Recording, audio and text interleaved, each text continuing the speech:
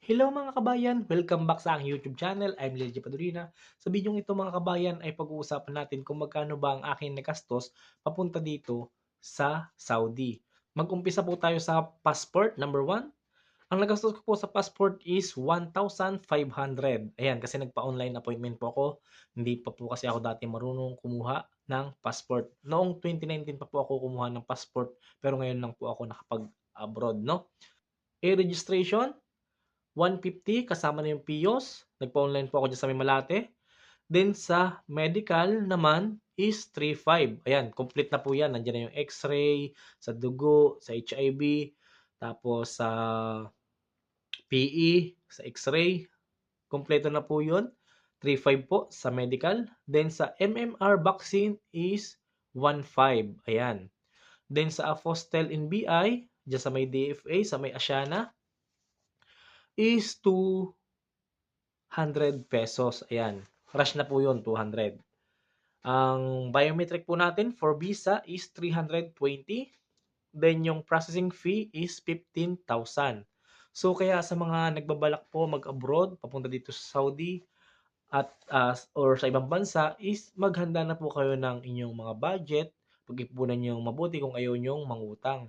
Pero kung nagpaplano pa lang naman kayo, isa-isahin niyo na po ang pagkuha katulad ng passport. Matagal naman po ang validation niyan, no?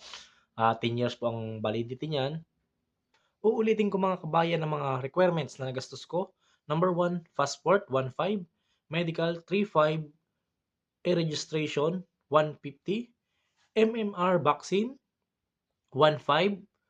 Then, biometric for visa, 320. At processing fee, 15,000.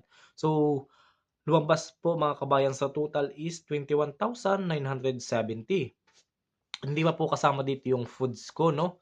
Siyempre, 'pag tayo nag-a-apply, sa kada balik natin, ah, siyempre kumakain po tayo tapos yung sa pamasahe hindi pa rin yan kasama. Kaya kung kayo po ay nagbabalak mag-abroad, utay-utayin niyo na po yung mga kailangan, no? Kahit na paumpisa-umpisa lang ng passport, EREG, mga yung matatagal ma-expired. Then, siyempre kailangan niyo po ng allowance sa pagkain at sa pamasahe. Hindi po biro ang pag-a-abroad at pag-a-apply, mga kabayan. Nandiyan po ang gutom, pagod, at init sa biyahe, init sa paglalakad. Kaya tiyagaan lang kung gusto mo talaga maging isang OFW at gusto mo talaga makapag-abroad, tiyagaan lang yun kabayan. At sana ikaw ay makapasa at palarin sa iyong pupuntahan at sana ikaw ay makapasa sa interview. So yun mga kabayan, sana nakatulong ang video na to at maraming salamat sa inyong panonood. Mag-ingat kayo palagi and God bless.